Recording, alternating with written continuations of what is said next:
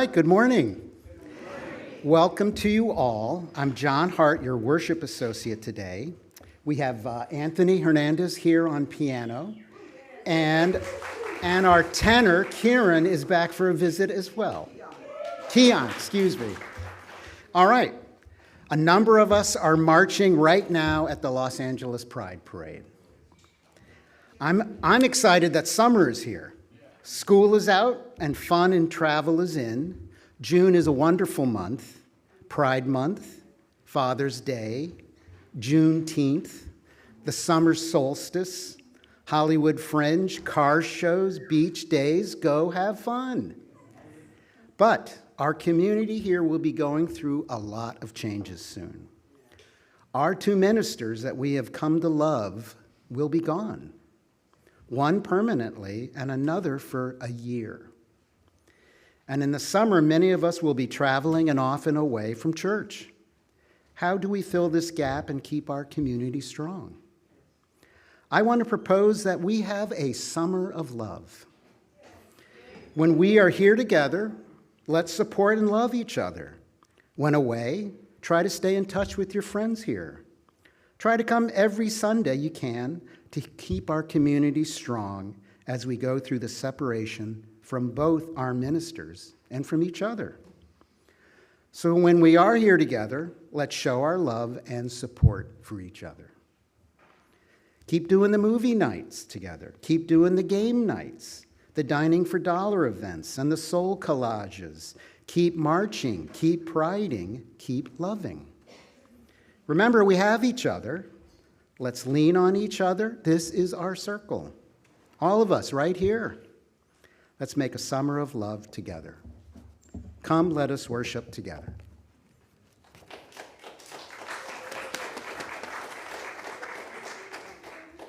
Good morning.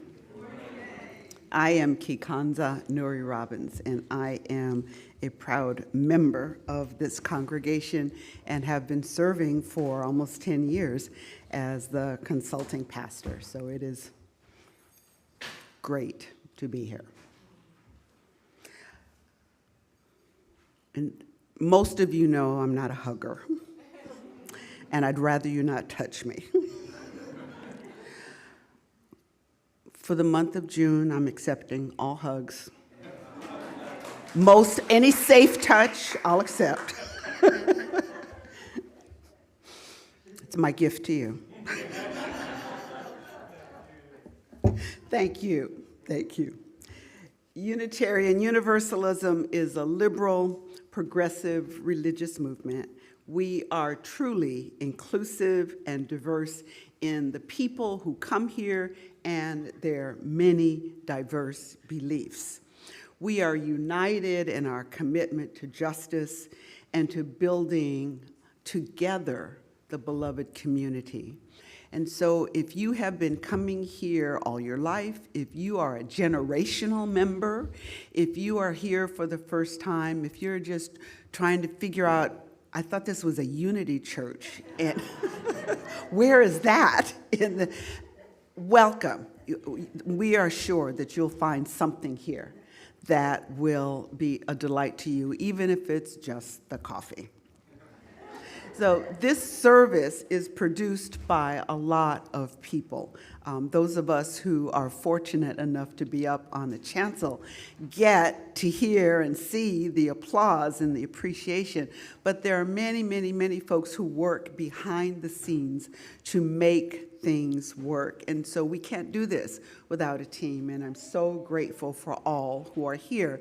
And we've got this is Pride Sunday, so some folks are out marching, and if you couldn't find a parking spot close to the church, even though you came at your regular time, it's because they carpooled. And so they left their cars here in our spots and rode together downtown or Hollywood, wherever it is that they're going. So we welcome you. We welcome the thank you, the sectional leaders. We have folks in the back corner that we have a different tech team in the back corner, and we are grateful that you are here. We don't have slides this morning, and I saw they had a fabulous picture of me that's not going to be up there. Oh, it's in the live stream? So you can take out your phones. Oh, so they can take out their phones and read the slides that would be up there? Somebody check it out and see if you can do that. What did you say, Bev? Oh, sure. You can. We're high tech. You can take out your phones. I had some ministers take out your phones and send a text to your friend, say, "Wish you were here."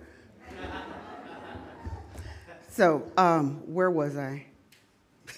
I had a stroke, and so it's hard for me sometimes to stay on track. So we thank everyone, seen and unseen, who are here as part of the service, the musicians, the ushers, the greeters, the kitchen team, our sexton who's here, who is never here when I mention him, and of course, our wonderful worship associate. There are three things that I absolutely love. I love music, and I love poetry, and I love you. So today, we're going to talk about how you have encircled me with your love. And this week, I'm going to share stories and poetry. And on my last Sunday, next Sunday is Jeremiah's last Sunday. On my last Sunday, the 28th, the last of the month, it will be all music, songs that I love, songs that we love, and we'll just come and sing together and bring your Kleenex. We remember ancestors and descendants as part of who we are and part of how we worship. The ancestors and descendants that are ours, that we can name, those of people we know, and the many people and cultures that we don't know. This land that we are on is not ours. It was loaned or purchased or stolen from other people. And we have a responsibility to be good stewards of the land and to be allies and advocates of the people who were here before us, the people known and unknown, with whom we share this space, the people who will live here after us, and the people who lived here before us. And so we acknowledge the land, we acknowledge the diversity of its peoples because we are part of them. And so we light the chalice this morning.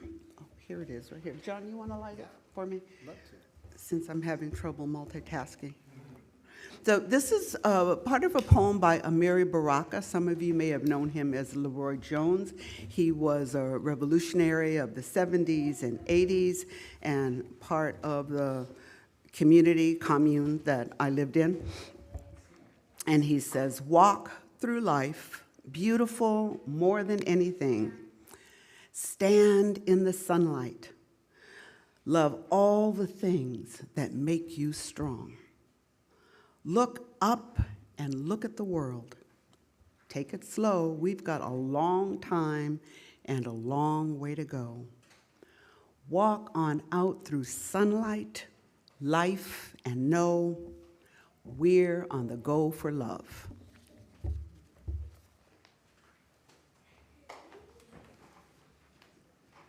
All right, our hymn is 10,008. 1008. It doesn't go that long. Wow.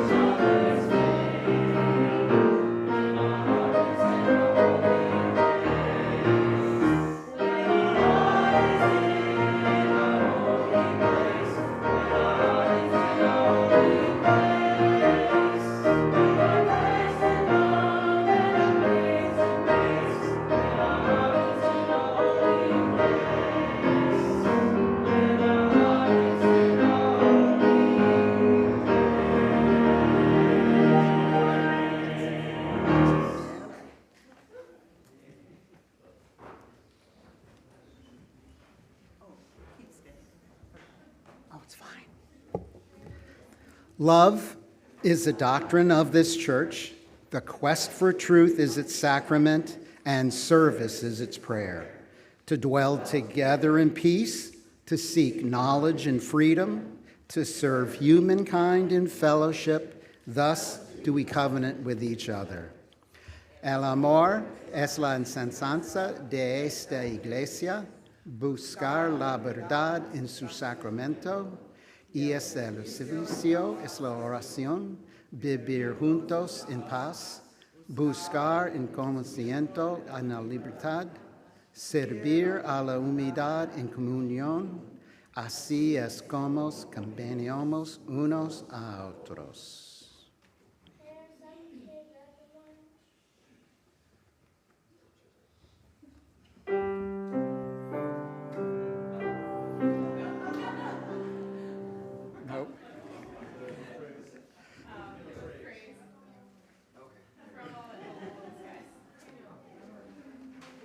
We almost edited our service down, but that's not going to happen.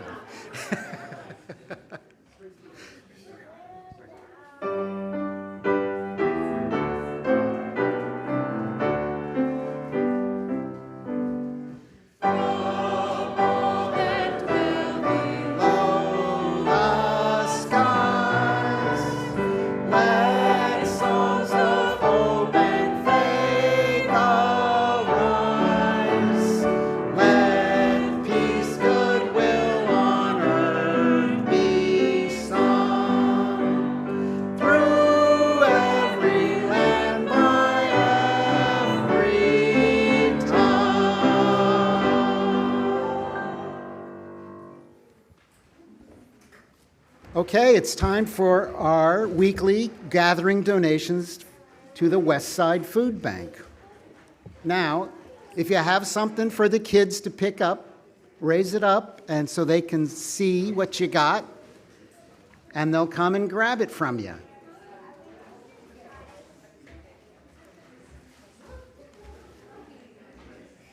We've been giving food to our neighbors here on the West Side for decades and decades through the West Side Food Bank, and they really appreciate, and our neighbors really appreciate everything you can do.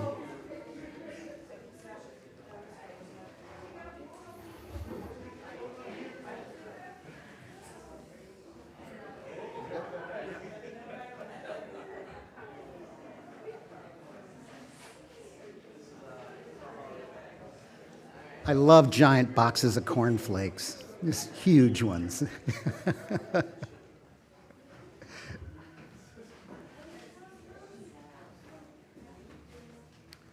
All right, well, we're going to get help today from Cynthia, who's going to lead our Time for All Ages. And I think she has a great story to tell about times with her own son when he was here in the UU as well.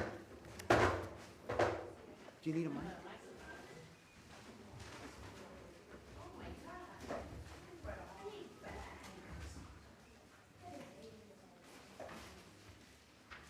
Hello, hello. All right, let's everybody get settled here. Ooh, cornflakes. All right. Breakfast is the most important meal of the day, after all. I don't cotton to there's these, like, occasionally people, these internet things that go around. It's not the most important. That is fake news. Breakfast or nothing happens. Breakfast and coffee or nothing happens. Nothing good. Yeah. All righty. Let's get our small but mighty group here. We're excited to be here. It is. It's the best group ever. All right. Let's get everybody here. So, as promised, I'm going to be kind of brief, but I'm going to tell a little story about something that happened right here. Actually, it was right about over there. And old timers will remember we used to have a couple, like 3 rows of benches there. That's where the kids sat. That is why the magnetic field for the kids is right there. The kids always sat there. And parents know sometimes it's the longest 20 minutes of your life is trying to sit with your kid in the service and keep them not, my son Ben, who many of you know, and he will come visit hopefully this summer. My son Ben grew up here. He is now 25 years old. He lives in the city of Chicago, and he is an elementary school teacher for Chicago Public Schools. I could not be prouder of him. He's a this year he kind of floated. This was his first year. This coming school year, he's gonna have his own 3rd grade class. He is Mr. T to his kids, and I sent him all the memes to explain what that means, and it doesn't matter, but anyway. So Mr. T, as you can tell, I am pretty darn proud of Mr. T, my son Ben Tricoli. And the only question is, can I get through this without crying? Because I love him so much, and I love all of our kids. And what this place gave to my Mr. T is something I could never repay you, and all I can do is try to pay it forward for the next generation. So, let me think here. It was probably 2007-ish, 2006-ish, because Ben was about 7, 2006, 2007. And I had been a regular, his father and I, Tom, some of you know. Tom and I had been regulars here. Tom, my former husband, had been here since he was a teenager. So we had a lot of roots here, and we started coming and came for many years. And as my son Benson got older, he listened. He really listened. Even when they're squiggling around, it's soaking in. It is soaking in. And one year, about this time, actually a few weeks, probably in late May, we had a brief presentation, and I believe it was Carl Lisowski and Janet. I believe they made a presentation about, hey, everybody, we're getting a group together to go to the Pride Parade. And Ben was sitting over there, probably fidgeting and doing, and then as we broke for the kids to go, and he turned around, my husband and I were behind him, and Ben turned around and he looked at us and he said, well, we're going to the Pride Parade, right? And Tom and I will say we were really in sync. We were really in sync, and at times when it really mattered. And we just looked at each other and we said, well, sure. And we did. And it was the first time that I had been at a Pride Parade. I think of myself as straight, not narrow, and a very, very, very, hopefully a very powerful ally for those that need it. But I had never been to a Pride Parade, and I went, and our very own Ernie Pipes was the Grand Marshal. It was the parade in WeHo.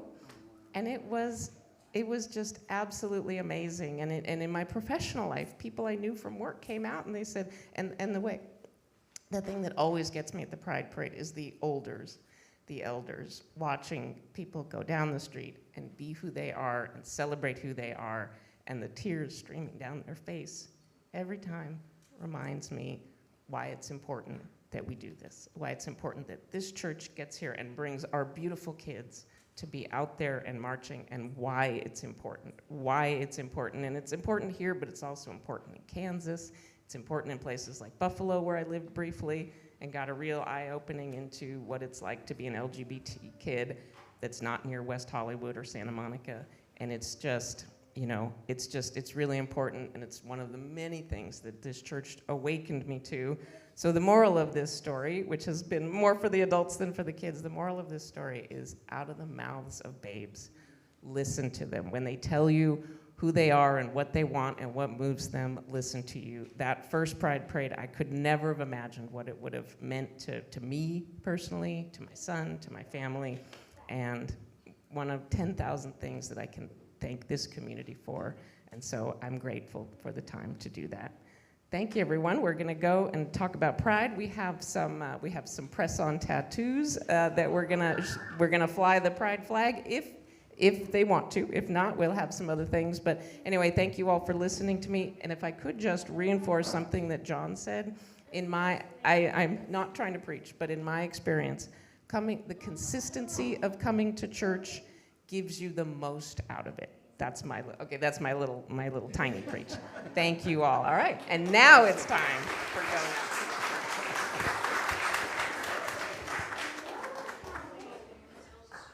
It is now time to sing our song of blessing.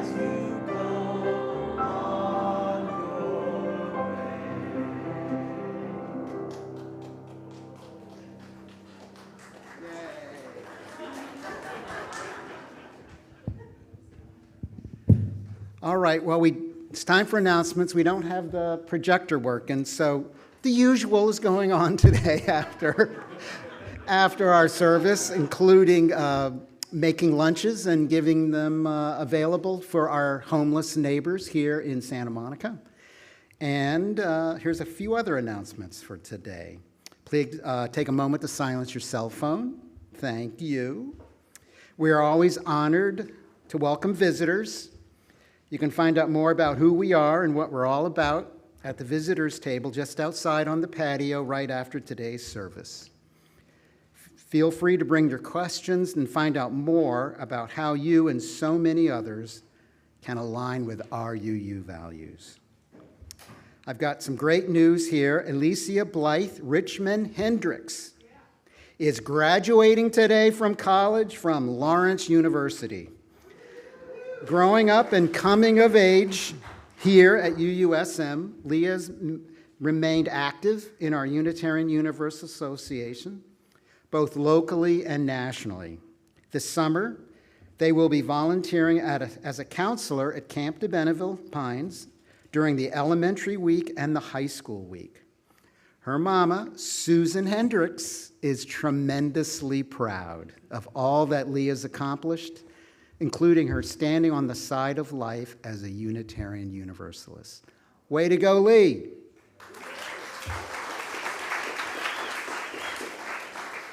Now, a couple announcements for our art wall. There's a reception today following the service for our current artist, Vera Arutanian. Vera is an Armenian-born painter who works in an abstract expressionist style. And the children here at UU Santa Monica are invited to contribute to an exhibit of their work on the art wall during the months of July and August. So art created at home, in art class, or here at UUSM is welcome. Parents are encouraged to help their children choose one or two of works for the exhibit. The deadline for submissions is Sunday, June 28th.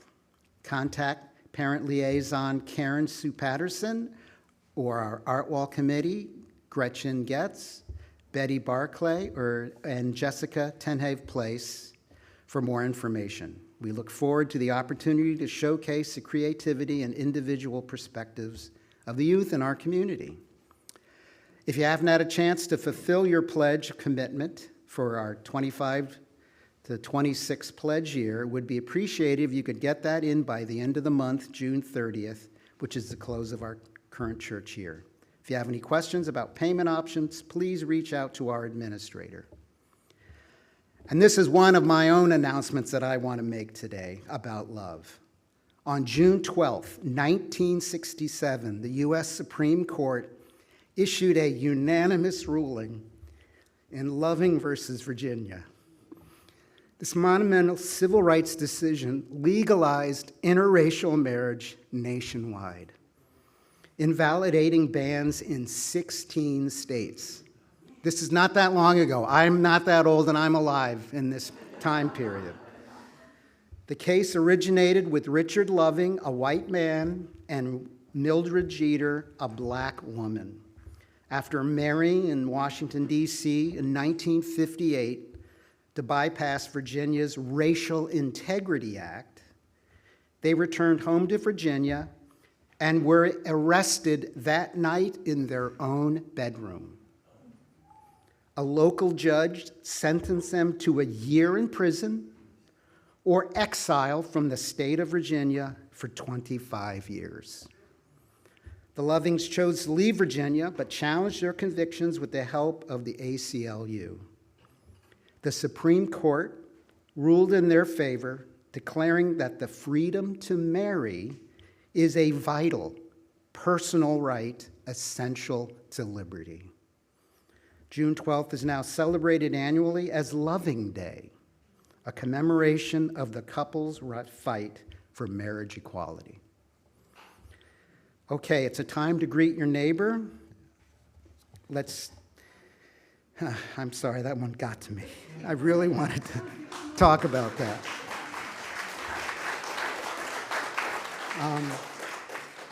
So as you greet each other, and especially, some new people who are coming today, Listen for Anthony's piano cue, and it'll invite us back to our service.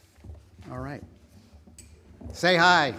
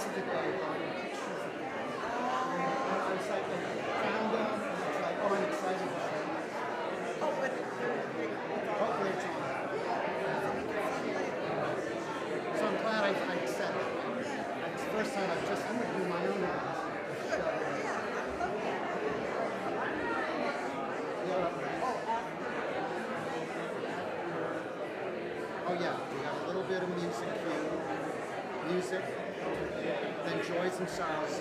Yeah, that's it. Okay. Then the mindfulness prayer, whatever you want, and then a reading of the sermon. So I don't come back for a while. Okay. You good? Okay. No, don't play. No, not yet.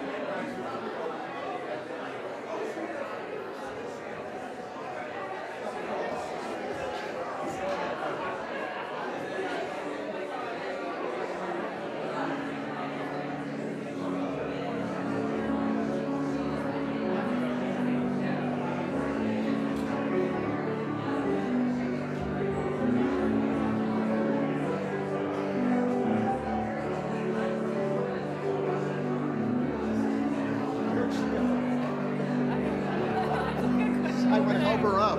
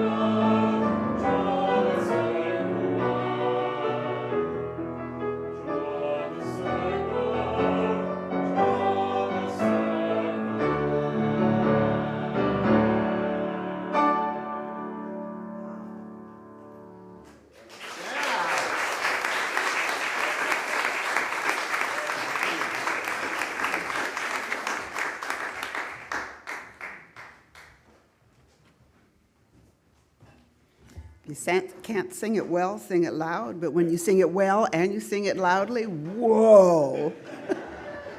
Really great, really great. So once again, you didn't call any joys and sorrows into the office, and so there's none listed in the newsletter, but I know you have them. And this is the time for us to come together as community to share and lift up our many joys and sorrows. And so I would invite you to think about what you would share with this community and know that we get the vibe even when we don't get the words. We do have words from Mark Nepo and William Blake.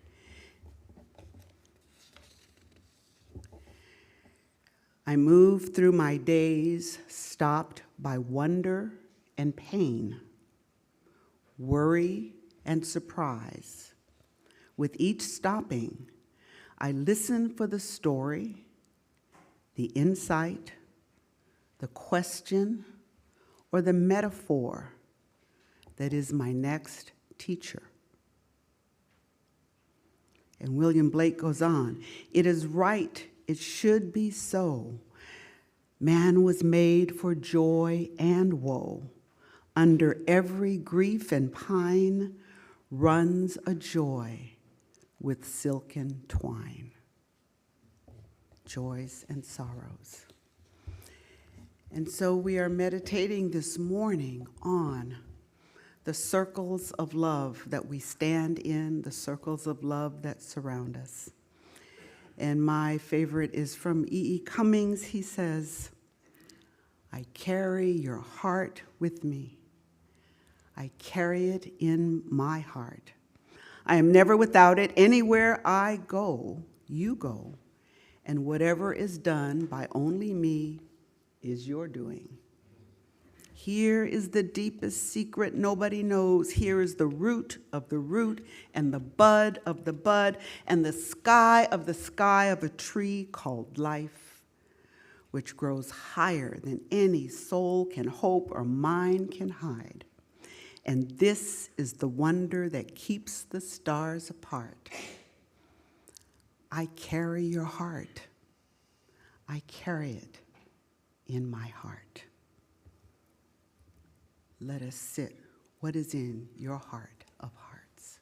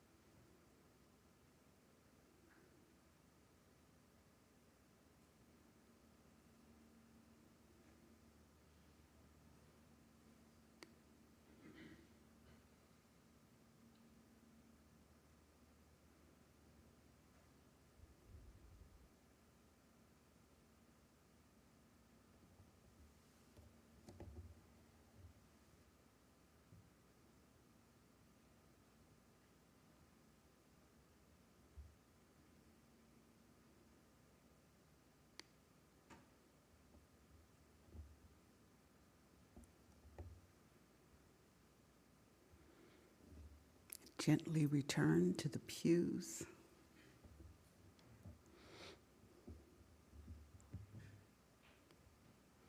John, thank you again for the loving story of the lovings.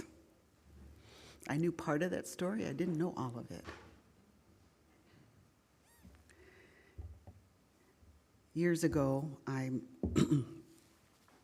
heard a speaker who ended her presentation with these lines. He drew a circle that shut me out. Heretic, rebel, a thing to flout. But love and I had the wit to win. We drew a circle and took him in. Edwin Markham. My work in the world has been identifying the lines between people and the groups that they are in. I see individuals surrounded by concentric circles. The circle closest to you is your heart circle, the folks who share your heart, the people who know your heart. And then the next circle are close friends, and then the next circle are associates and colleagues, and then people that you know. And then there are the intersecting circles, like the circles you share with your siblings. Not all of their friends are your friends. And then the circles that intersect with people that you share, people that you don't share. It's an interesting activity to identify your circles of love. Circles of like, circles of disinterest. And as we age, it's interesting to realize and accept that the circles aren't static. They don't remain the same, nor are the people in the circle. Some move closer, some move away, some you have to evict. Mary Oliver puts it this way: little by little, as you left their voices behind, the stars began to burn through the sheets of clouds, and there was a new voice which you slowly recognized as your own.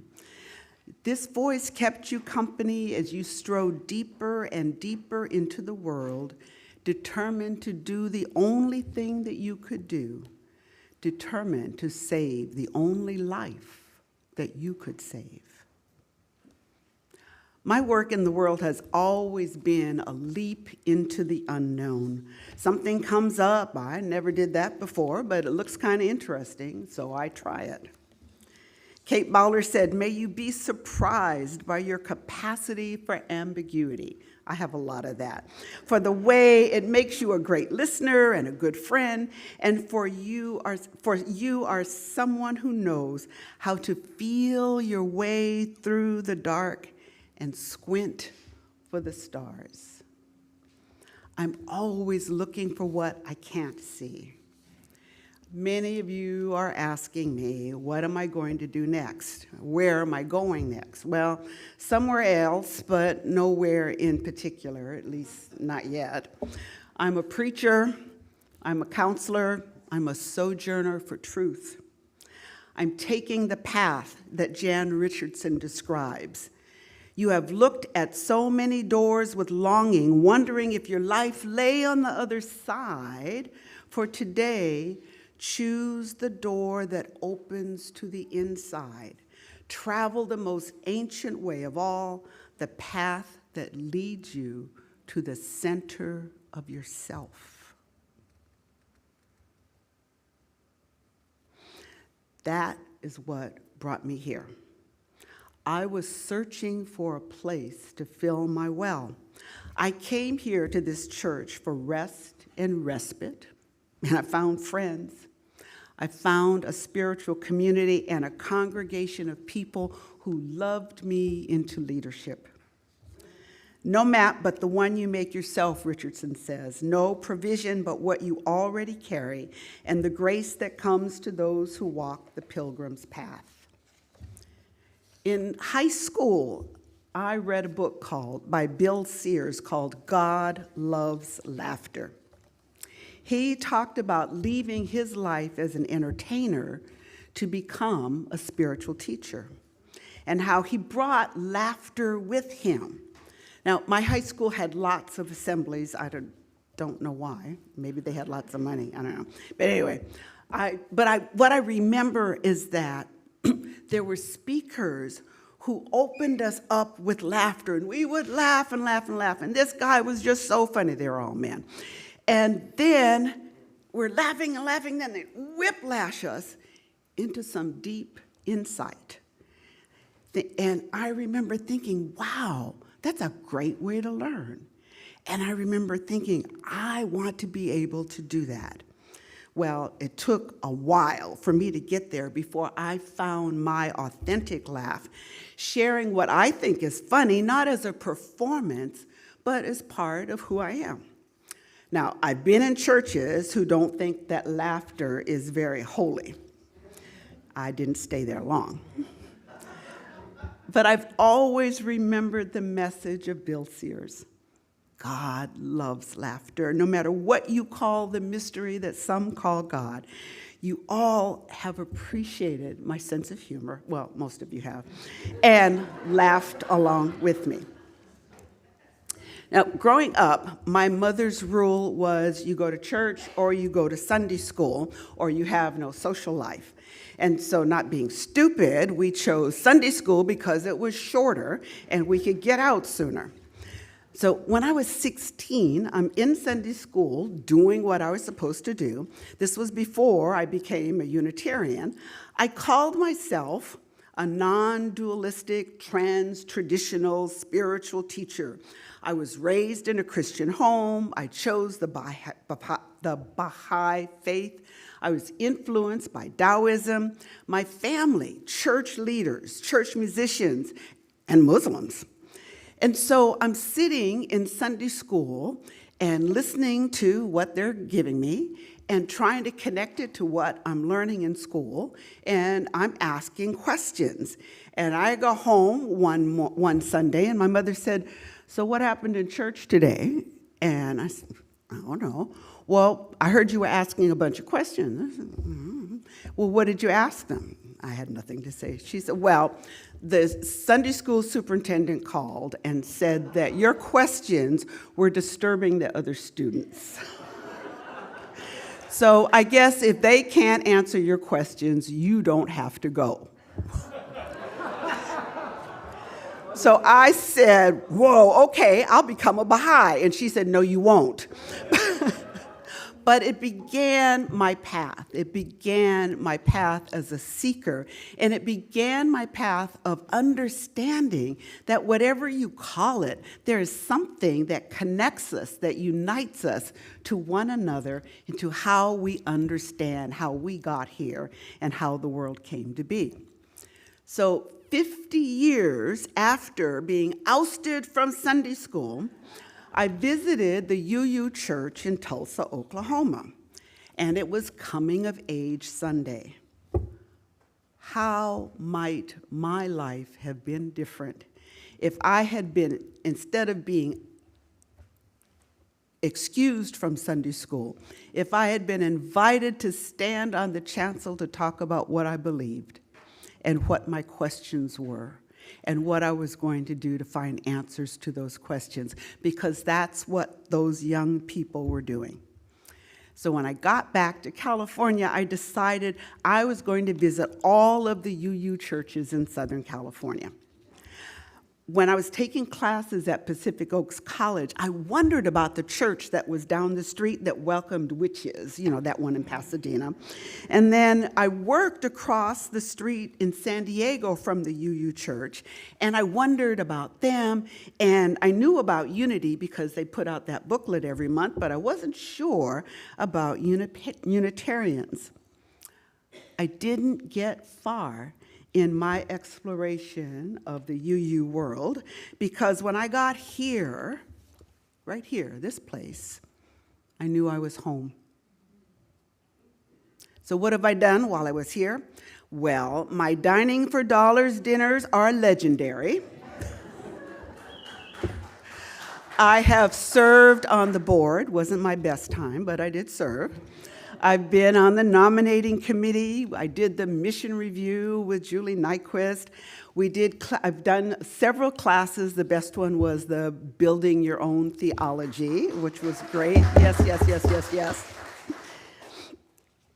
done some spiritual direction, one-on-one, have been responsible for the rites of passage, so I've done some weddings and some vow renewals and many services of celebration of life. I've been a thought partner with Rebecca and with Reverend Rebecca and Reverend Greg and Reverend Jeremiah. I earned a certificate in UU studies. I became a candidate for fellowship in the UU ministry, and then I decided I was too old, I didn't have to do that.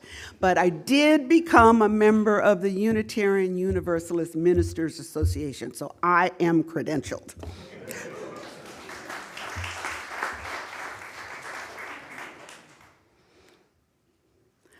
I sat in the pews, stood behind the pulpit. I've been comforted and challenged by the sermons that I've heard here. I've enjoyed the music tremendously. I have been fascinated and challenged by the art wall.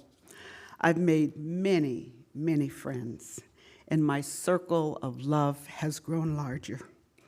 And I have laughed and cried with you. Someone said, if you're lucky, it's your job. If you're really lucky, you do your job with incredibly talented people who invite you to love them and let them love you. I have been extremely lucky in my career, and these past 10 years have been the best. And now it's time for me to go. As a Navy brat, I moved every 18 months, so I have lots of goodbye trauma. I learned not to get too attached to people or places, and that maybe is why I don't hug. As an adult, I get to own all my feelings. My mother would say, my children adapt, and so we adapted. But I don't have to do that now. Letting go is hard for me. I hate goodbyes, even when the goodbye is a good one. So I remind myself, as I suggest to you, whatever journey you're on, do not expect to return by the same road. Home is always by another way, and you will know it. We must trust the process, even if we don't like it or understand it. Change happens. As a consultant, I've seen great calls, I've seen good calls, I've seen, oops, what were we thinking calls. But with each one, the congregations have survived and thrived and learned what they needed to learn. So we, individually and as a community, must learn, as Richardson says, to welcome detours as doors deeper in, not by the light that waits for you, but by the star that blazes inside you, telling you that where you are is holy, and you are welcome here. And so I invite you all, my friends, to find your star. Let that star illumine your circle of love. I thank you for expanding mine.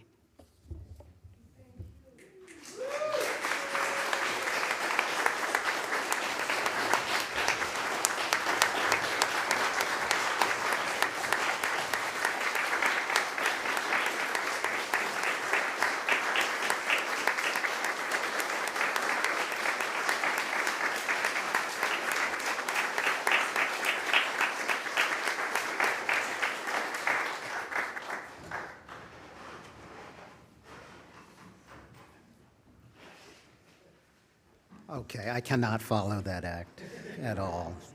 You really mean a lot to us, really do. Makes Sundays a lot more fun to come to. Okay, time for your offering. Your offering today supports the many folks who make this congregation a home and to help each other and explore the wider world together. Like the folks who manage the art wall, folks who organize our Pride March participation today, and those who work so hard to build our religious education program for all ages. And how about that music? Wow. In addition, half our Sunday offering this month is dedicated to advocates for trans equality. This group has given decades of legal work and social advocacy to support full equality for trans folks. With so many attacks on trans people, especially coming from our own federal government today, giving funds to support their care and legal battles is key. Thank you always for all you give, for your money, your time here at our church and beyond. Ushers are invited to come forward, and your offerings will be gladly accepted.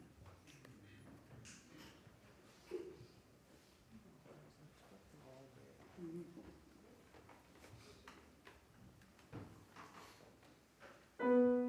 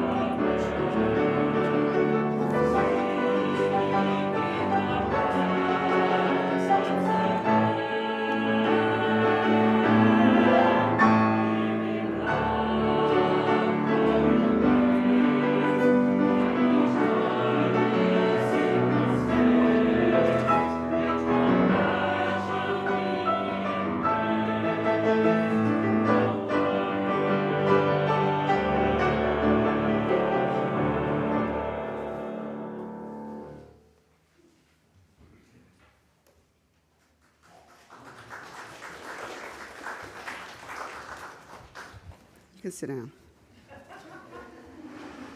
It's not long, but we have something to show you. So who taught elementary school or went to elementary school? Anybody remember? This is a sunshine box. It's just a box that's pretty. And, but inside is what's important. And so there is a cup full of pens of many colors. And there are cards of several sizes. Most of them are about this size. Some have writing on it because I recycle everything. If you like what it says, you can take the card with you. Otherwise, just write a note for me on the back and leave it in the box. And so I will take your love notes with me. So we'll have the box set up. We got permission from the kitchen queen to... to set the box up on the counter, so nobody say, don't put it there. You know, but we have permission. So the box will be there for the next couple of weeks. So take a couple of cards, and leave me a love note. And I was thinking that my love note to you, which was this sermon, I'll type up and have distributed in some kind of way so that you will have the poetry as well as the words. Pam's waving at me in the back. That was just approval? Okay. Yes, I will put it, and to whom should I send it? Who is the... Okay, so to Pam, gotta do things the right way, decently and in order. And there's also a table set up right beside it. We set up with a couple chairs, so you can just sit right down today. Oh. Write your note out. Great, I didn't know that part. We added that. We added that. Thank you very much. All right, so now let me find my benediction. There it is. Whew, take a breath. Thank you all for coming. And I won't be at church, but I'm not leaving the city, and so I'm taking advantage of my dual roles. So if you have my phone number or my email address, call me up and invite me for coffee, make a chicken dinner, and have me come over. Here is the deepest secret nobody knows. Here is the root of the root and the bud of the bud and the sky of a tree called life, which grows higher than soul can hope or mind can hide. And this is the wonder that keeping the stars apart. I carry your heart. I carry it in my heart. Go in peace, my friends.